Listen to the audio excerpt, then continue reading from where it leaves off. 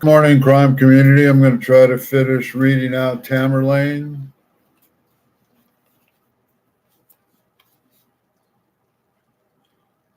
In mountain air, I first drew life.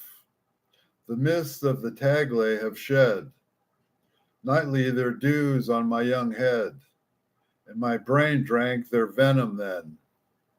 When after day of perilous strife, with chamois I would seize his den, and slumber in my pride of power, the infant monarch of the hour. For with the mountain dew by night, my soul imbibed unhallowed feeling, and I would feel its essence stealing in dreams upon me while the light, flashing from cloud that oared o'er, would seem my half closing eye, the pageantry of monarchy, and the deep thundering echoing roar came hurriedly upon me, telling me of war and tumult, where my voice was my own voice, silly child, was swelling. Oh, how would my heart rejoice and leap with me at the cry, the battle cry of victory? The rain came down upon my head, but barely sheltered, and the wind passed quickly o'er me, but my mind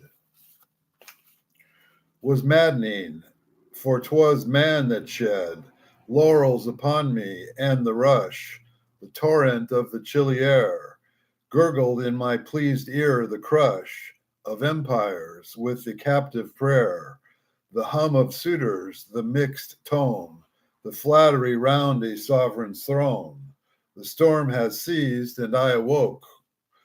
Its spirit cradled me to sleep, and as it passed me by, there broke strange light upon me, thou it were, my soul in mystery to steep. For I was not as I had been, the child of nature without care or thought, saving the passing scene. My passions from the hapless hour usurped a tyranny which men have deemed, since I have reached to power, my innate nature.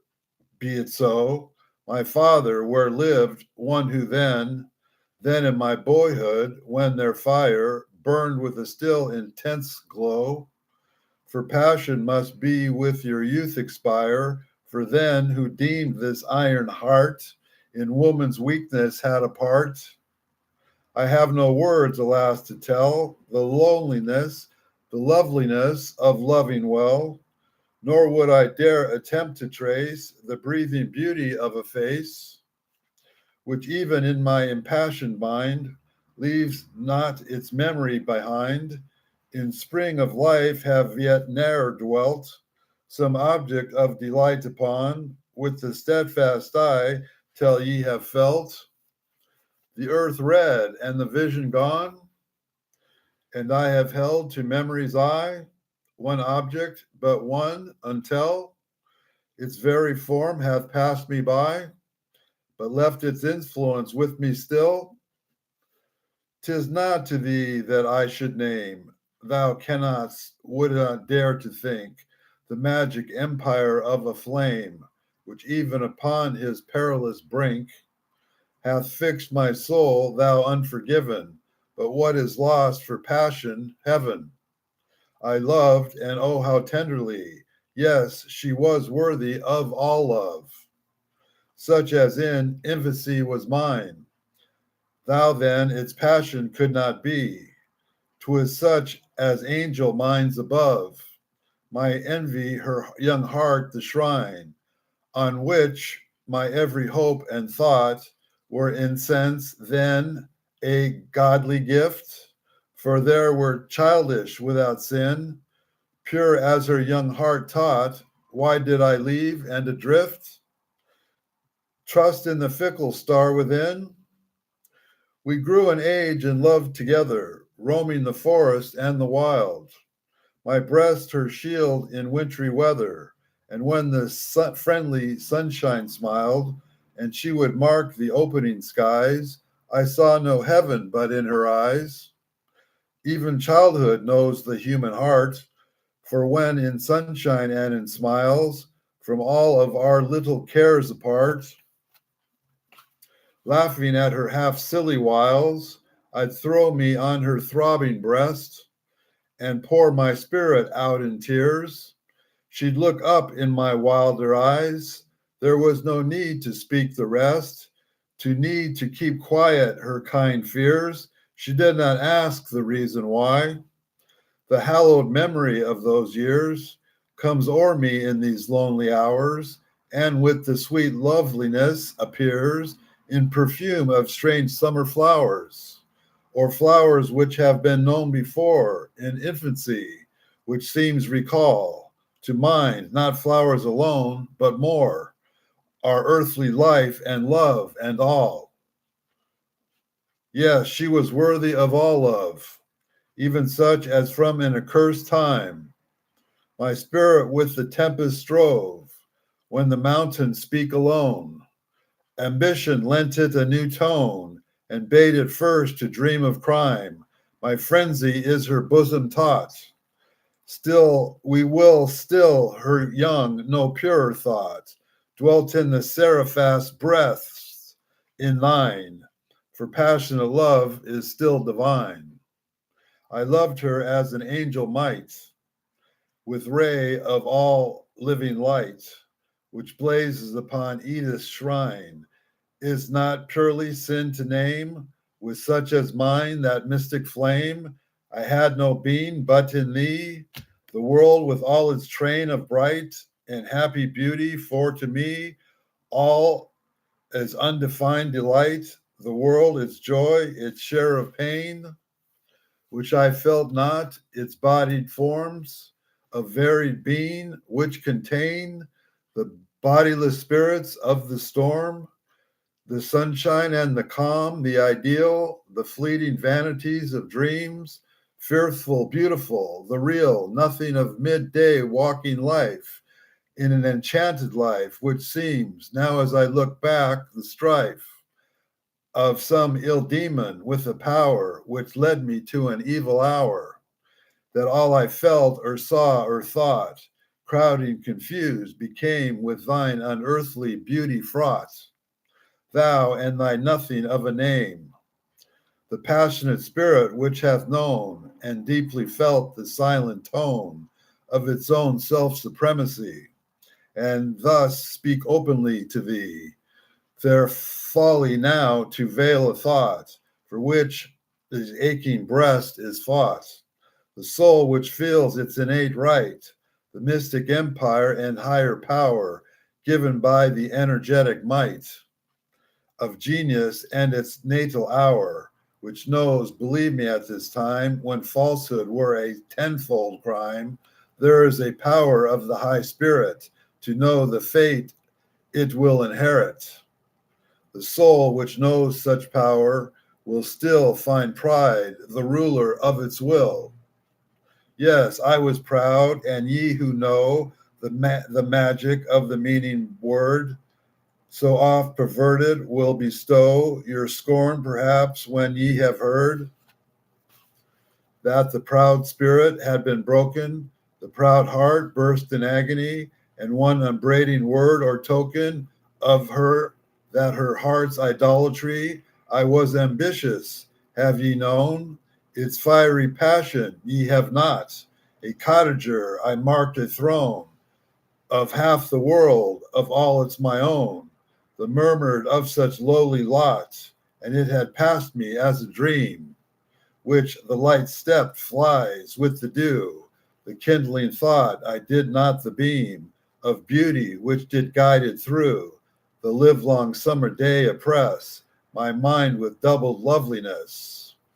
We'd walk together on a crown, on a high mountain which looked down, afar from its proud natural towers of rock and forest on the hills, with dwindled hills whence amid bowers her own fair hand had reared around, gushed shoutingly a thousand rails, which, as it were, in fairy bound, embraced to hamlets, those our own, peacefully happy, yet alone.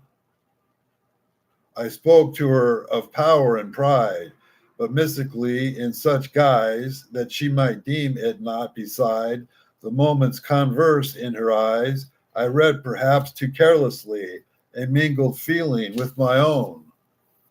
The flash of her bright cheek to me seemed to become a queenly throne, to well that I should let it be a light in the dark wild alone. There in that hour a thought came o'er my mind it had not known before, to leave her while we both were young, to follow my high fate among the strife of nations and redeem the idle words which as a dream now sounded to her needless ear. I held no doubt, I knew no fear of perils in my wild career.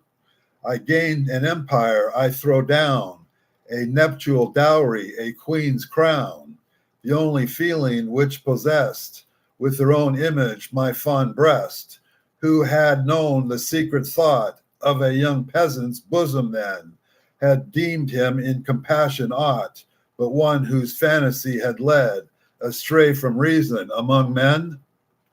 Ambition is chained down nor fed, as in the desert where the grand, the wild and beautiful conspire with their own breath in fan its fire.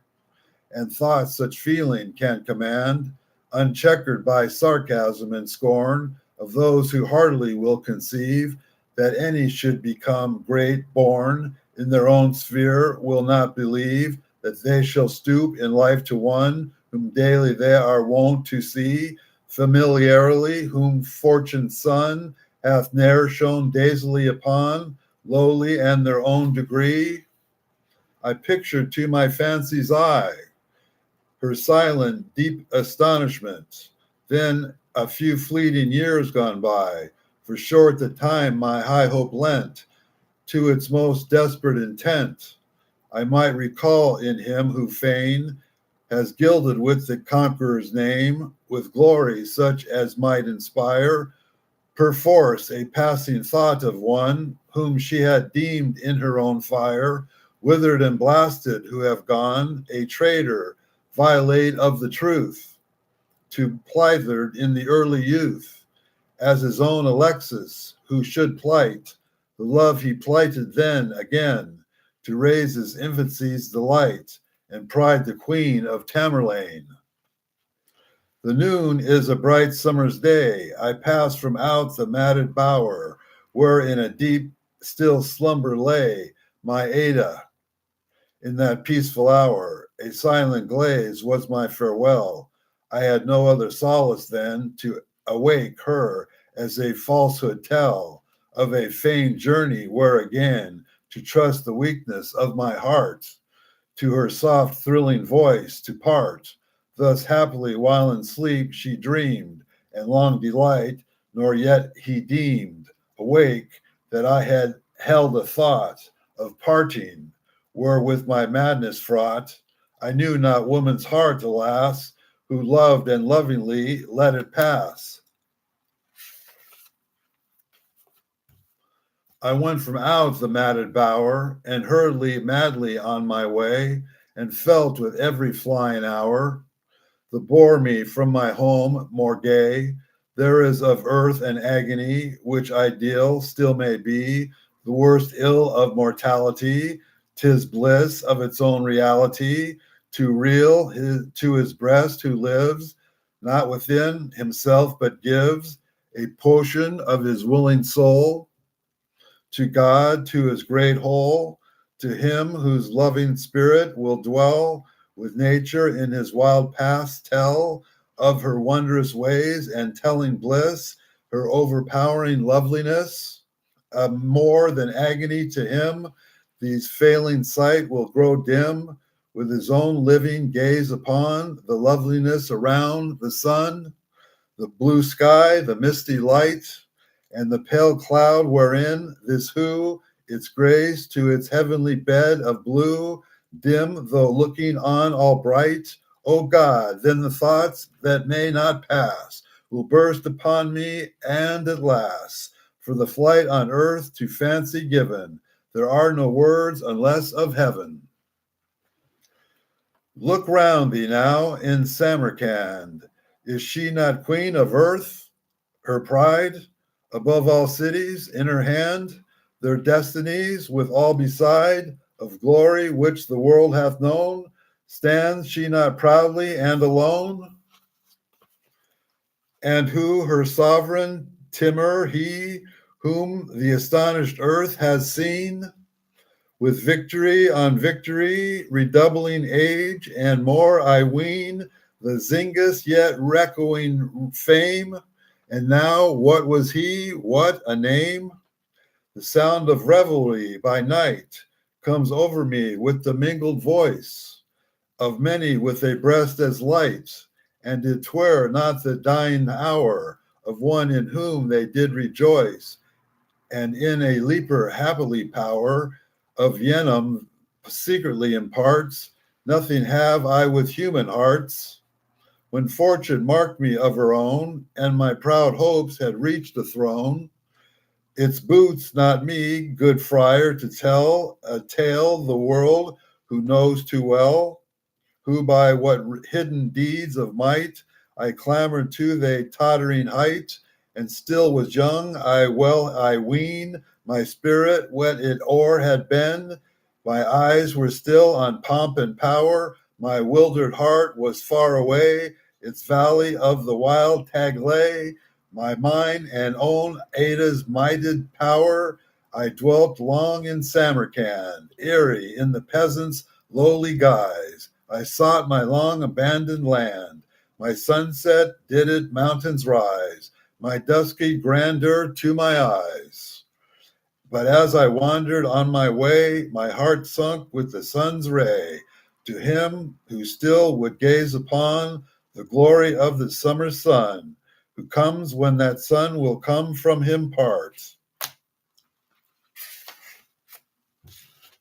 A sullen hopelessness of heart, that soul will hate the evening mist, so often lovely, and will list to the sound of the coming darkness, known to those whose spirits hearken as one, who in a dream at night would fly, but cannot from a danger nigh, that through the moon, the silvery moon, shine on his path in her high noon. Her smile is chilly, and her beam in that time of deariness will seem, and the portrait of one after death, and likeness taken when the breath of young life and the fire o'er the eye, and lately been and had passed by, and thus been the lovely summer sun, and our boyhood of course hath run, for all we live to know is done, and all we seek to keep hath flown, with the modern day beauty which is all. Let life then as the day flower fall,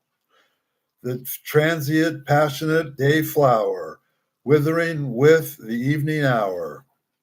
I reached my home no more, for all was flown that made it so. I passed it out its mossy door, in vacant idleness of woe. There met me on a threshold stone a mountain hunter I had known in childhood, but he knew me not. Something he spoke of the old cot, and it had better days, he said. There rose a fountain once, and there full many a fair flower raised its head, but she who reared them is long dead, and in such follies had no part. What was there left me now? Despair, a kingdom for a broken heart. We will end today and say thank you and God bless all the children.